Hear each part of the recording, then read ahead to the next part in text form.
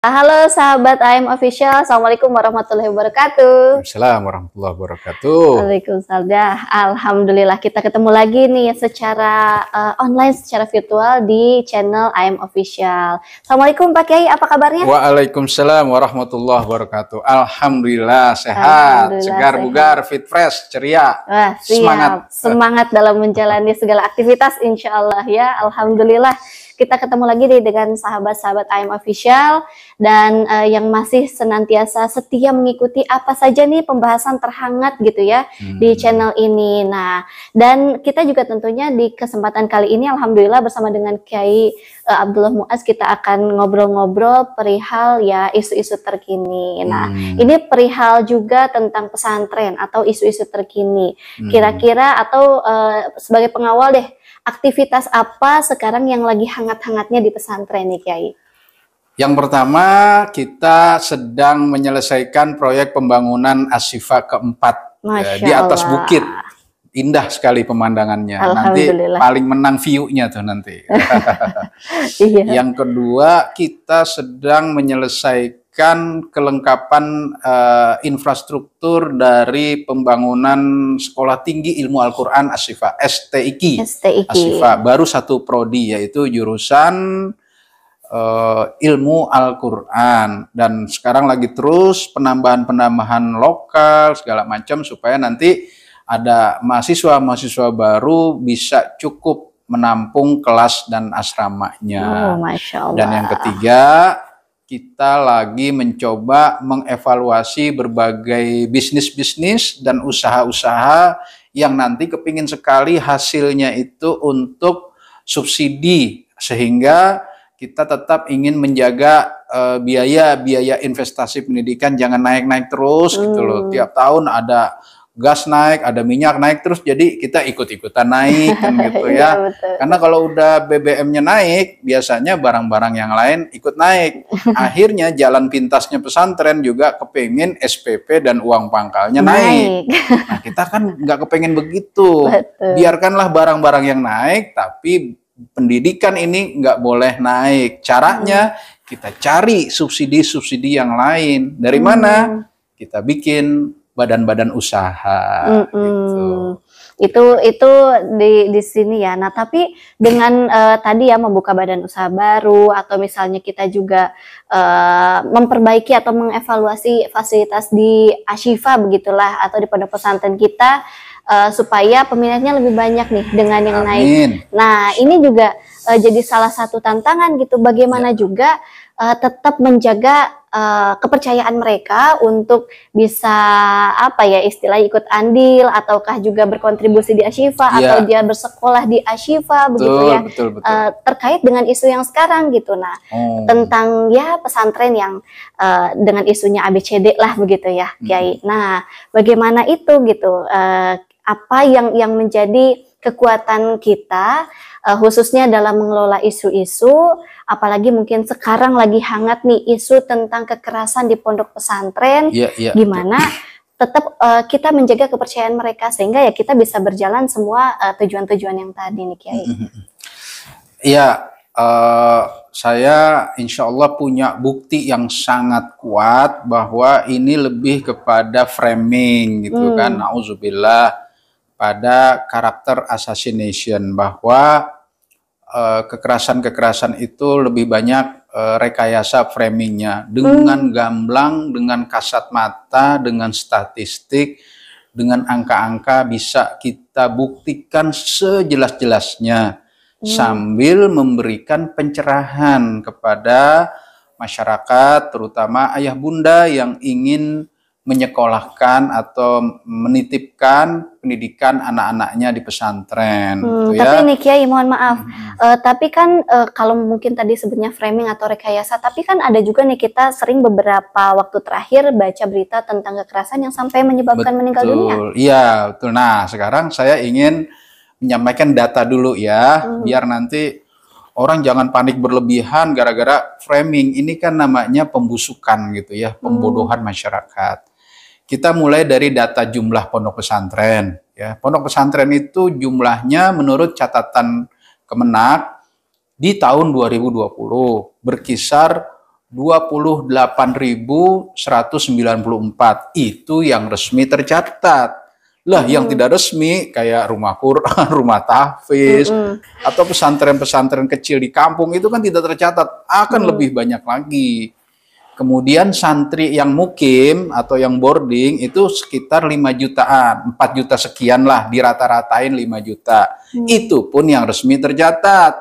Lalu bagaimana yang tinggal di rumah-rumah Quran, rumah-rumah tahfiz, pesantren-pesantren kecil gitu kan, itu tidak tercatat, lebih banyak lagi.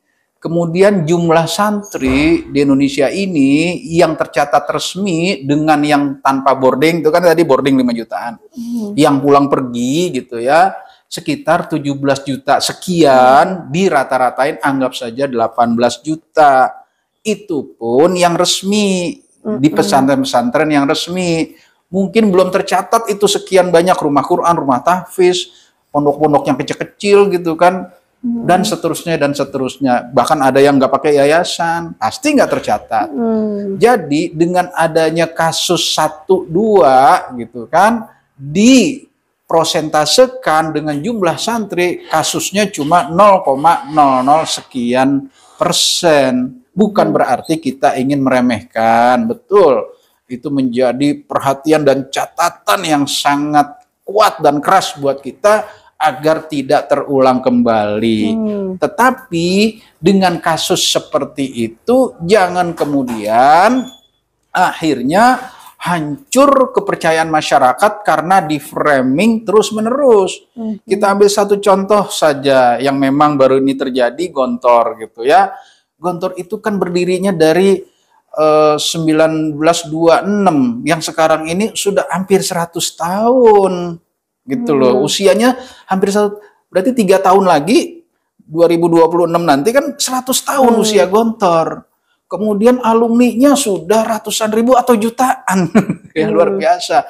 Santrinya kalau dihitung dengan cabang-cabang Gontor yang ada di seluruh Indonesia sudah di atas 30.000 Gontor itu sendiri.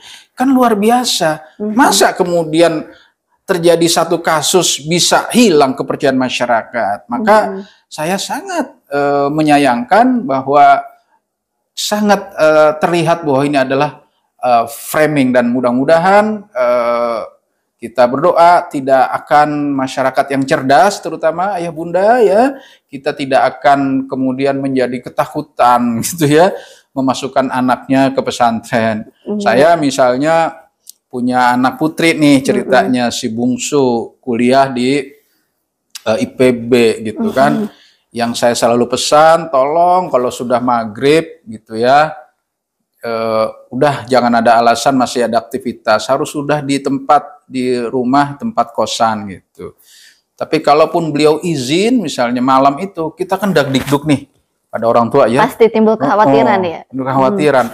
Nah, nggak mungkin kekhawatiran saya itu karena teroris lah gitu kan, karena intoleran lah, karena radikal lah, atau karena temannya lah. Pasti saya ketakutannya mungkin karena begal, karena copet, rampok, geng gitu. Pasti itu ketakutannya gitu. Nggak ada di pikiran saya itu anak pulang malam ketakutan dengan teroris tadi, dengan toleran-intoleran, radikal-radikal gitu kan. Saya takut banget sekarang lihat aja, Masya Allah, itu yang namanya geng motor, segala macam, copet, pembegal, makin berani. Itu pasti yang kita takut. Dah, sekian banyak kejahatan-kejahatan itu, dah akhirnya kalau kita bandingkan misalnya kasus pembunuhan di luar pesantren terjadi dalam 1 tahun misalnya sekian banyak, ya, ribu jumlahnya gitu kan. Bahkan ada tindak kekerasan di jumlah yang tidak meninggal itu sampai 37.000, maka terlalu kecil kisah-kisah kekerasan yang ada di dalam pesantren. Oh, jadi sebetulnya yang terjadi saat ini tuh seperti apa sih, bagaimana, dan kenapa gitu Kiai? Kira-kira tanggapan Kiai? Ya, sekarang begini dulu ya, sebelum saya ingin membuktikan lagi ya. Kekerasan itu kalau kita lihat akar sejarahnya sudah ada dari anak Nabi Adam, coba. Qabil Habil, kan? Tanpa agama itu pasti bukan urusan agama kan. Kemudian Nabi Yusuf, perlakuan kekerasan dari saudara-saudaranya. ceburin sumur kan? Betul. Pasti itu bukan motif agama, motif kecemburuan gitu ya.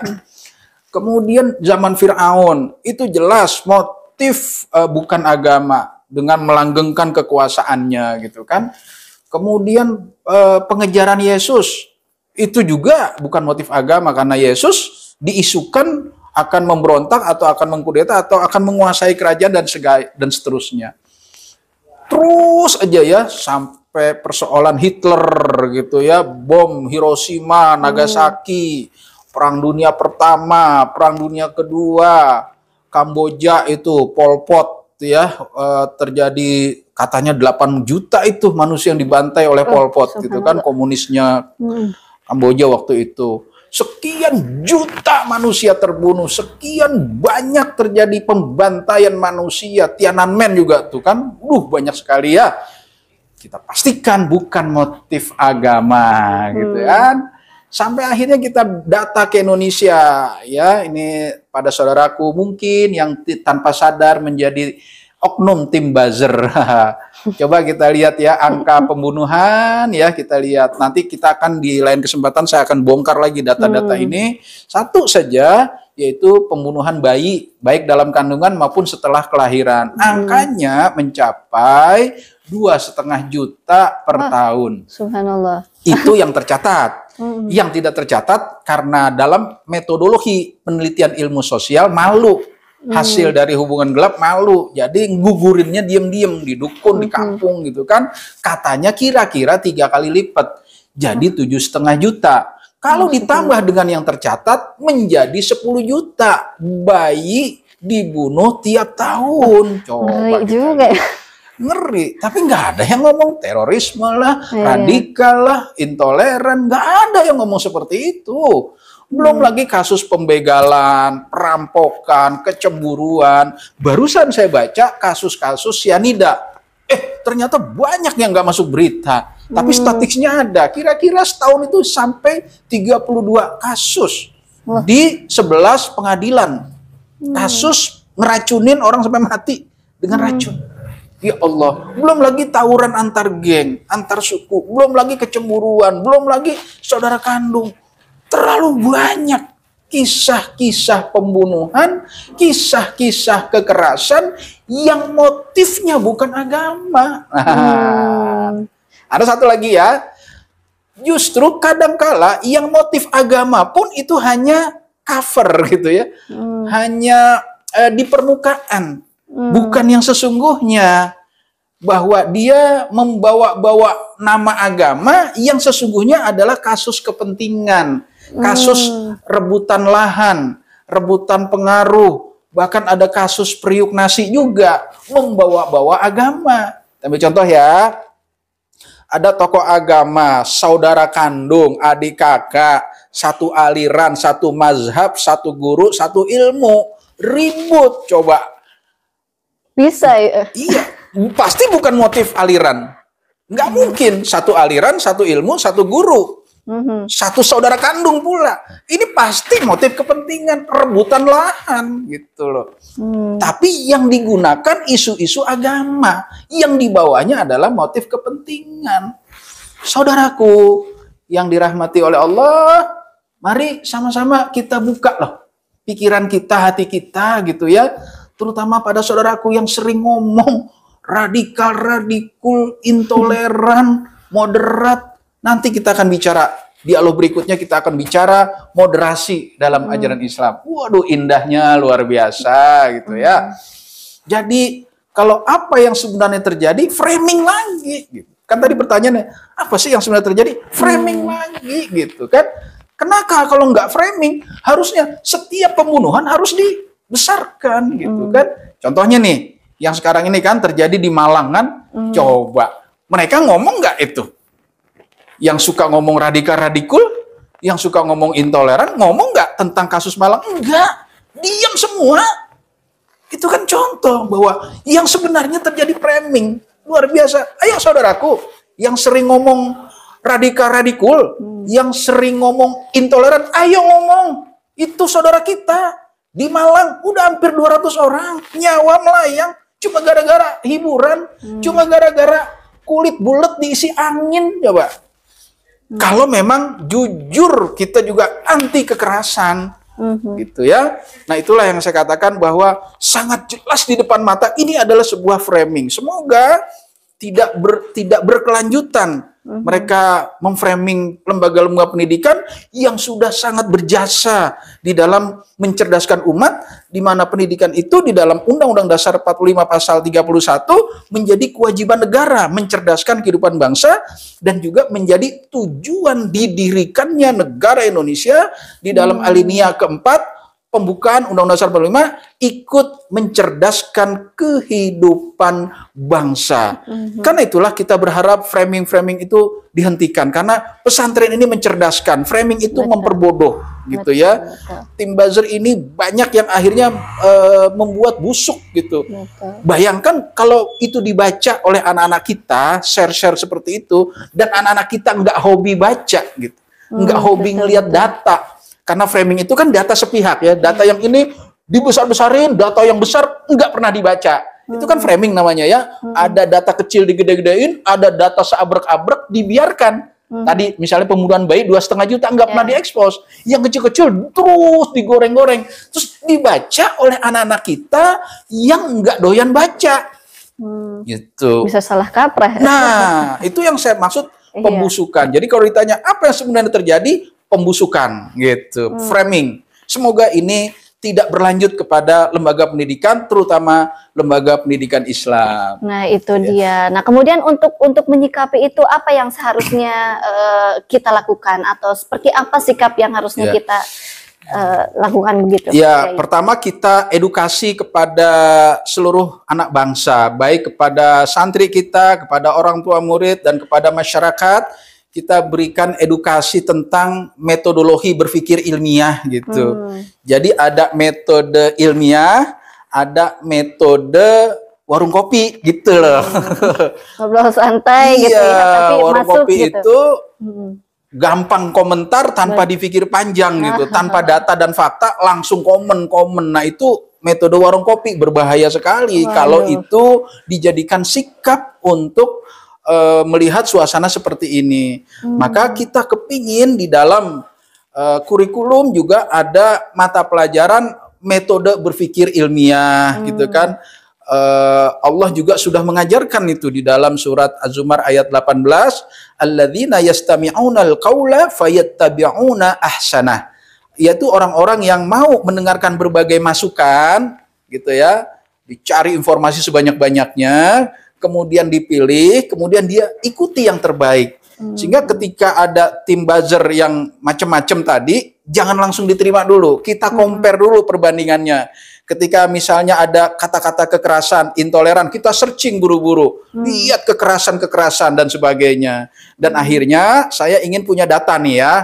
Ini terkait dengan agama kita Islam gitu ya. Saya baru saja searching data pembunuhan tertinggi di dunia antar negara tahun 2007. Nah, 2007. Udah lama datanya ini. Semoga ini menjadi pembelajaran buat kita semua dan menyadarkan kaum buzzer tadi, tim buzzer atau oknum-oknum tim buzzer bayaran sadar akan data ini karena hakikatnya mereka sedang memojokkan ajaran Islam gitu kan, yang direkayasa oleh imperialis dunia agar umat Islam ini membiarkan terjadinya korupsi segala macam, pengurasan kekayaan negara gitu ya. Nih saya akan coba data pembunuhan tertinggi di dunia antar negara tahun 2007 menurut catatan PBB pada bagian kejahatan kriminalitas dan bagian narkoba.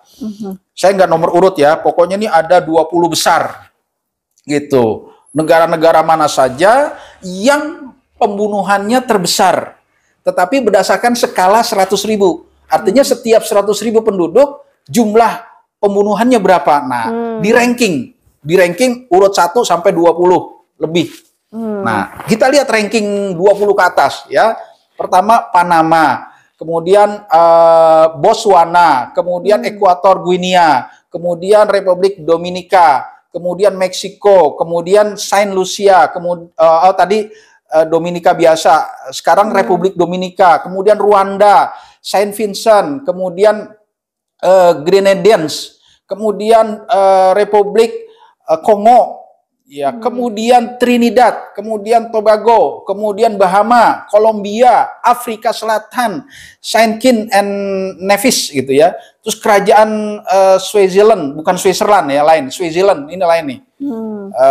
Switzerland ini ada di apa namanya, ada di Afrika. Kalau Switzerland itu di Eropa gitu kan. Kemudian Lesotho, kemudian Jamaika, kemudian Guatemala, El Salvador, Venezuela, Belize, bukan Brazil ya, Belize, tapi sama-sama di Amerika Tengah juga. Belize, kemudian Honduras. Dan itu angka dari PBB loh, gitu ya. Di mana alasan apa kemudian ketika bicara kekerasan dituduh agama? Tadi sudah kita bicara dari awal. Ketika bicara pembunuhan, sejak dari Nabi Adam, anaknya itu terjadi pembunuhan. Itu belum Al-Quran turun, kan? Belum ada Al-Quran pada saat itu. Kemudian Nabi Yusuf, tindakan kekerasan oleh saudaranya, belum ada Al-Quran. Jadi sekian banyak tindakan kekerasan yang sudah dipastikan motivasinya bukan agama. Bahkan isu agama pun kadang dijadikan cover gitu, seolah-olah motif agama aliran, padahal padahal di bawahnya bukan isu agama, ada kepentingan dan seterusnya. Nah, itulah jadi sikap kita yang paling bijak adalah kita terus memberikan edukasi kepada masyarakat tentang cara berpikir ilmiah dan membedakan dengan cara berpikir warung kopi. Kalau berpikir warung kopi, udah kita santai-santai saja, jangan ngomong yang berat-berat gitu ya. Ngomongnya yang ringan-ringan saja di warung kopi itu. Karena nanti sedikit ada data yang di framing, langsung kita sikapi, ternyata sikapnya salah gara-gara datanya salah kan gitu. Iya. Jadi itu mungkin yang mendasari urgensi gimana kita memang harus berpikir ilmiah tadi. Betul. Begitu ya. Nah, kemudian nih berkaitan juga tadi mungkin ada kurikulum atau dan lain sebagainya khususnya untuk generasi muda. Apa nih yang ingin disampaikan untuk orang tua, khususnya himbauan-himbauan gitu ya, dan kepada anak-anaknya, khususnya juga yang jauh gitu dengan anaknya. Gimana tuh Kiai? Kepada ayah bunda, baik yang anaknya sudah di dalam pesantren dan yang baru bercita-cita ingin memasukkan anak pesantren, semoga ayah bunda juga termasuk orang-orang yang cerdas, tidak mudah kena framing. Percayakan semuanya kepada pihak pesantren. Kita lihat misalnya ketika kita ingin menilai pesantren, nanti di babak yang lain saya juga udah memberikan itu cara-cara menilai pesantren, tapi pada intinya memang ayah bunda nggak boleh ikut-ikutan, kata orang bagus terus ikut-ikutan. Kita yang ikut menilai, kita searching, kalau perlu kita survei, bermalam pula di pesantren itu gitu ya.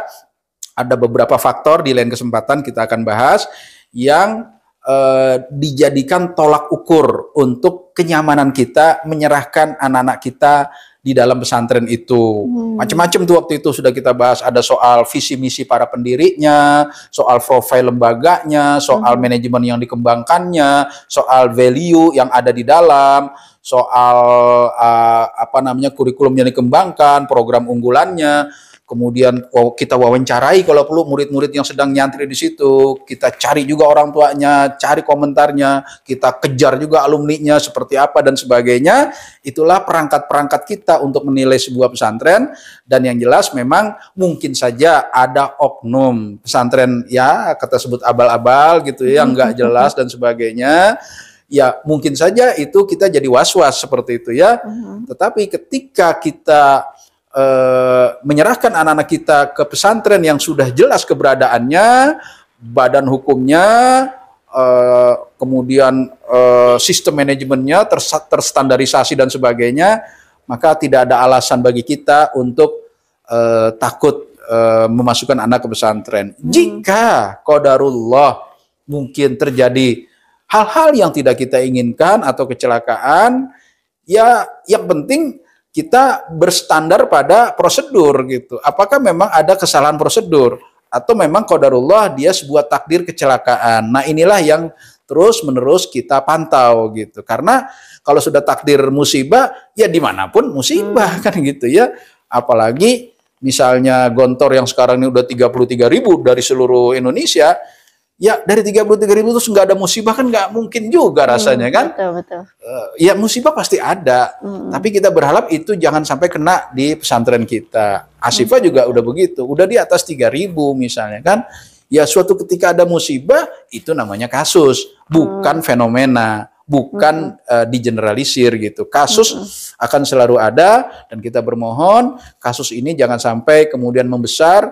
Kemudian ada orang lain yang memanfaatkan untuk memframing, digoreng-goreng, akhirnya muncullah ketidakpercayaan orang tua kepada pesantren. Semoga ayah bunda semua diberikan kekuatan oleh Allah Subhanahu wa taala, kekuatan iman, kekuatan wawasan, keluasan cara berpikir kita sehingga kita mampu membedakan mana yang fakta dan mana yang framing, mana yang katanya-katanya doang dan mana yang faktanya. Sehingga kita selalu tepat memberikan keputusan apapun, terutama keputusan kita untuk keluarga dan anak-anak kita. Nah, itu dia yang paling penting ya. Mudah-mudahan kita memang termasuk kepada orang-orang yang tadi cerdas dalam memilah gitu ya, memilah isu, kemudian menanggapinya juga dengan bijak begitu ya. Apalagi dengan sekarang zamannya era digital yang isu-isu ataupun segala macam berita itu mudah berseliweran kemana-mana. Semoga kita tetap bisa bijak menyikapinya. Pun jika ada, tadi betul ya, ada konflik, apalagi kalau di pesantren yang backgroundnya itu macem-macem, tidak hanya di dalam negeri gitu ya muridnya, santrinya juga ada di luar negeri. Otomatis kalaupun ada konflik, semoga bisa ditangani dengan bijak, kembali lagi ke situ. Iya. Baik, kalau begitu. Alhamdulillah ya, sedikit tercerahkan nih bagaimana tentang fenomena-fenomena terkini, isu-isu terhangat di lingkungan pesantren, yaitu tadi ada sedikit perbincangan dari Kiai, mudah-mudahan juga kita nambah sedikit aware kita gitu ya terhadap sikap kita menanggapi isu-isu yang ada begitu. Baik, kalau begitu terima kasih Kiai atas waktunya. Jazakallah khair.